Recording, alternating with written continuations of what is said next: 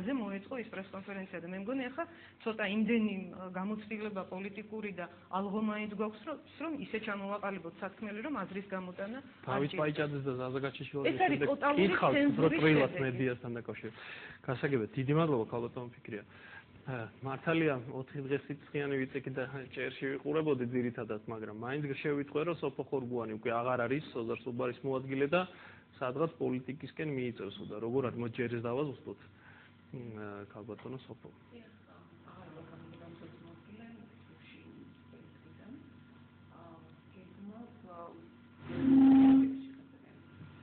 მაგრამ ჯერ არ ხართ გაწეული. აჰა, ესე იგი ოპოზიციონერი დეპუტატი პირველი. განცხადებას და ხვალ განხილავს კომიტეტის ჩვენს განცხადებას. ანუ ძალები თანაბარია. ორი პოზიცია იქნება 12 საათამდე და 12 საათის შემდეგ. გასაგებია. Human Rights Watch-ის მოხსენებაში მაგალითად არის იანგრის მოხსენებაში, ბოლო მოხსენებაში ის რომ სასამართლო სისტემაო ეს დიდი აქილევსის ქუსლიაო და ახლა ის გაერთიანება გენერალური პროკურატურის იუსტიციის სამით დროს კიდევ უფრო დიდ პრობლემებს შეუქმნის ამ სისტემას. თქვენ ეს იცით ყველაფერი. სანამ ამაზე ვისაუბრებთ, თებერვალით ხებუსმენდი ბატონ შევხვდით ჩვენ ხშირად შევხვდით ერთმანეთს და იცით ჩემი დამოკიდებულება ზოგადად კონფლიქტების მიმართ და იცით როცა საქმე ეხება აფხაზეთის თემას ის მე ძალიან წვრილად ვიცი ეს ამბავი. მაგრამ როცა ვლაპარაკობთ ახლა გამოდიოდა მინისტრი და ბრძანა ვიღაცებისგან იღებენ ინფორმაციასო. ვისგან უნდა მიიღოს საერთაშორისო ორგანიზაციამ ინფორმაცია იმის შესახებ 200,000 არის ეს დევნილი თუ 150. მე მახსოვს ჩვენმა პრეზიდენტმა განაცხადა ერთხელ რომ რა 200,000-ზე მეტი 150,000 150-ზე მეტი არ ყოფილა იყო ესეთი განცხადება. შემდეგ ცოტა ხნის შემდეგ 200,000 გახდა. როცა საუბრობთ იმაზე 19 წლიდან 21 წლამდე საიდან უნდა მიიღოს ამ Freedom House-მა ეს ინფორმაცია თუ არა ხელისუფლებისგან, თუ არა თქვენგან, თუ არა იგივე სახელმწიფო მინისტრისგან, რომელსაც უშუალოდ ევალება ამ საკითხში იყოს ყველაზე ჩახედული და ყველაზე აქტიურად იმუშაოს. მან უნდა იმუშაოს ყველაზე უფრო აქტიურად საერთაშორისო ორგანიზაციებს. მიაწოდოს ინფორმაცია. იმიტომ რომ ის არ მოვიდეს და ვიღაცისგან არ გაიგოს ინფორმაცია, ხო? რა ხდებოდა სახელმწიფოში, როგორ მოხდა ეს ყველაფერი, რეალური ისტორია გაიგოს. რა ხდებოდა 1919 წელს, 21 წელს, 30 წელს და შემდეგ. ანუ პრეტენზია როცა არის მე არ მინდა ხა გამოვიდე ისეთ თქოს ვარ რომელიღაცა საერთაშორისო ორგანიზაციის ადვოკატი, მაგრამ პრაქტიკულად ასეთი ტიპის ინფორმაცია სახელმწიფომ უნდა მიაწოდოს. ეს იმას ნიშნავს, რომ ხელისუფლება სათანადოდ არ მუშაობდა იმისათვის, რომ ასეთი ტიპის ორგანიზაციებს სწორი ინფორმაცია ქონოდა. ეს ერთი. მეორე, როდესაც არის საუბარი რომელიღაცა საერთაშორისო ორგანიზაციის დასკვნაზე და ერთ დოკუმენტია საუბარი და ამ ლაპარაკობ, აი ეს ნაწილი ობიექტურია და მეორე ნაწილი არ არის ობიექტური. ზოგადად რა შთაბეჭდილება უნდა შეექმნას იმას, ვინც ამას გარდან შეხედავს. ესე იგი, ეს საერთაშორისო ორგანიზაცია არ არის მნიშვნელოვანი. იქ სადაც წერია, როცა არის საუბარი უფლებების დარღვევებზე, ოსური მხარის დანაშაულებრივ ქმედებებზე, როცა არის საუბარი რუსული მხარის დანაშაულებრივ ქმედებებზე. ეს თუ ფაქტია და თუ ეს მოგწონს, და მეორე ნაწილი არ მოგწონს. მთლიანად დოკუმენტს მოუფასურებთ, ხვდებით? ანუ ესეც არასწორია. იმის გამო მე თავი გავიმართო, ზაცვარ ყველაფერს ხაზი გადაუსვა. ანუ თუ შენ სახელმწიფოებრივად აზროვნებ, ხო? აღიარე შენი შეცდომა. და მაშინ ეს დოკუმენტი, რომელიც ძალიან მნიშვნელოვანია, რომ საერთაშორისო საზოგადოებამ კიდევ ერთხელ თქვას, ვინ იყო რეალურად დამნაშავე და დამნაშავე დაისაჯოს, ხო? ამაზე ვართ, ხო? ჩვენ ყველა მიმართული. ჩემთვის მნიშვნელოვანია, რომ ჩვენ ერთ დღეს ახალგორის, კოდორის, ცხინვალის და სოხუმის საქართველოს შემადგენლობაში რომელიც შეცდომა, რა შეცდომას გახსოვთ პირველ ხანებში ძალიან კარგად მახსოვს, როდესაც იყო საუბარი რომ გამოვიყენეთ გრადის ტიპის დანადგარები. ჯერ ამას მალავდით. მე დანაშაულზე წასწრებული ბავშვი, აი, როცა დანაშაულზე წასწრებთ, მე აღიარებს ხო იცით ჩვენ გამოვიყენეთ. მე მახსოვს თავდაცვის მინისტრის მოადგილეს ბათუ ქუთელიას განცხადება ამასთან დაკავშირებით, რომ მან დიახ აღიარა. თავიდან არ აღიარებდნენ ამას. მე ეს უნდა ვაღიაროთ ჩვენი შეცდომები, თუ ჩვენ მართლა სახელმწიფოს გადარჩენა მინდა და თუ დიახ კასეტურ მომენტთან დაკავშირებით, თუ შენ სახელმწიფოებრივად აზროვნებ. მე ეს პრეტენზია მაქვს რეალურად, როცა ასეთი ტიპის განცხადებებს ისვამ ხელისუფლების მხრიდან. ახლა მე აქ არ ვლაპარაკობ როგორც ოპოზიციური პარტიის არა ნამდვილად მე ვლაპარაკობ როგორც რიგითი მოქალაქე, როგორც დევნილი აფხაზეთიდან, რომელსაც საკუთარ სახლში დაბრუნება მინდა. პრეტენზია მაქვს ხელისუფლებასთან.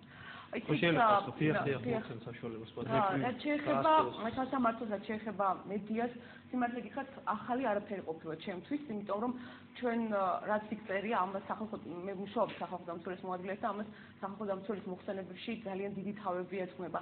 ისევე ყველა უფლებადამცველი ვინც არსებობს ჩვენს ქვეყანაში როგორც საერთაშორისო ორგანიზაციის წარმომადგენელი როგორც ისევე ჩვენი ყველა აღიარებს ამ პრობლემებს. თავად პრეზიდენტი აღიარებს იმას, რომ მე ძალიან კარგად მახსოვს ეს განცხადება, როცა პრეზიდენტი სახალხო დამცველის ოფისში მოვიდა და შემდეგ პრესკონფერენცი მოაწყვეს. ისეთი რამე თქვა, იცით რა აუცილებელია მოხდეს სამართალდამცავი ორგანოების დეპოლიტიზაცია. მან ესე იგი აღიარა, რომ სამართალდამცავი ორგანოები პოლიტიზირებული ყავს ქვეყანაში. მე მახსოვს, რომ თქვა მიხეილ სააკაშვილმა უნივერსიტეტში სასამართლოს დამოუკიდებლობისთვის პოლიტიკური ნება საჭიროა. პოლიტიკური ნება ხელისუფლების თქვა უნდა ხა თქვენს ხელში არ არის პოლიტიკური ნება სამწუხაროდ მიუხედავად იმისა რომ მეოთხე ხელისუფლება მედია.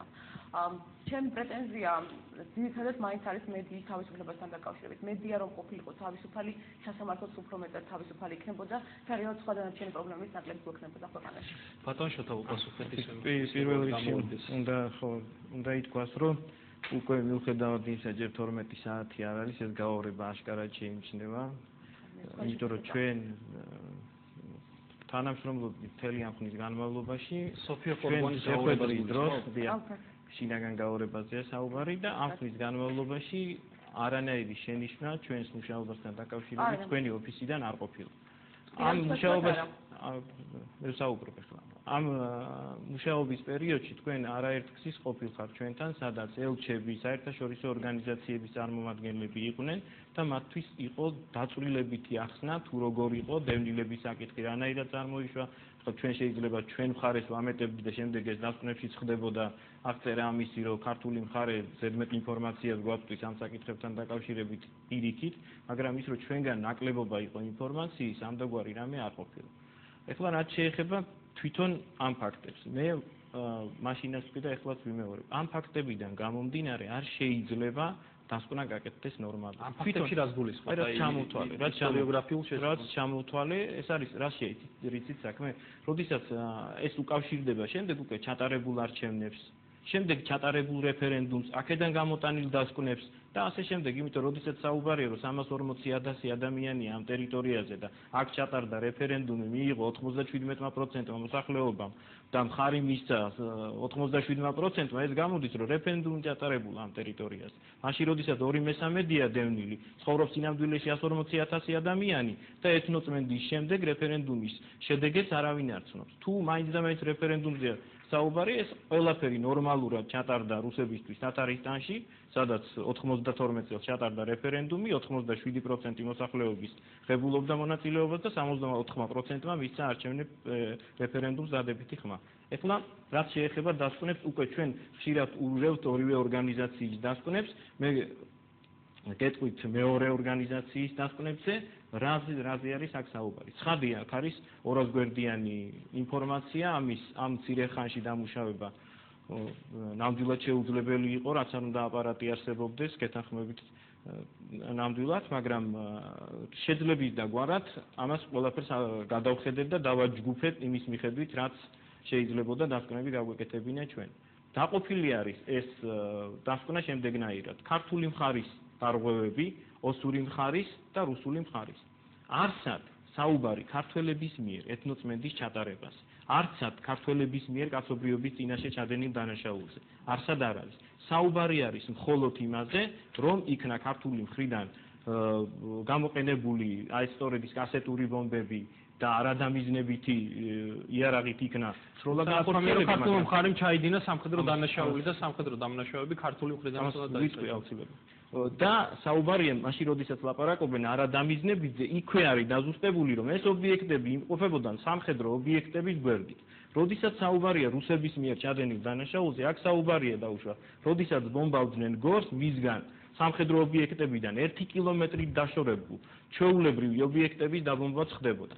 და აქვე როდესაც საუბარია კასეტური იარაღის გამოყენებაზე, ამავე დასკვნაში წერია, რომ საქართველოს ხელისუფლება კასეტური იარაღის გამოყენებისთან დაკავშირებით თანამშრომლობდა საერთაშორისო ორგანიზაციებთან, რაზეც ვერ ვიტყვით რუსულ მხარეზე, რომელიც მალავდა ამ კასეტური იარაღის გამოყენებას. ამიტომ იყო სწორედ, რომ საგარეო საქმეთა სამინისტროს განცხადება იყო, პრეზიდენტის განცხადება იყო და ისინი მიესალმენ აქ გაკეთებულ დასკვნებს. თუმცა აქვე აღნიშნეს, რომ არ ეთანხმებიან საგარეო საქმეთა სამინისტროს განცხადებაზეა საუბარი, არ ეთანხმება გარკვეულ ნაწილს და აქ საუბარია იმაზე, რომ საქართველოს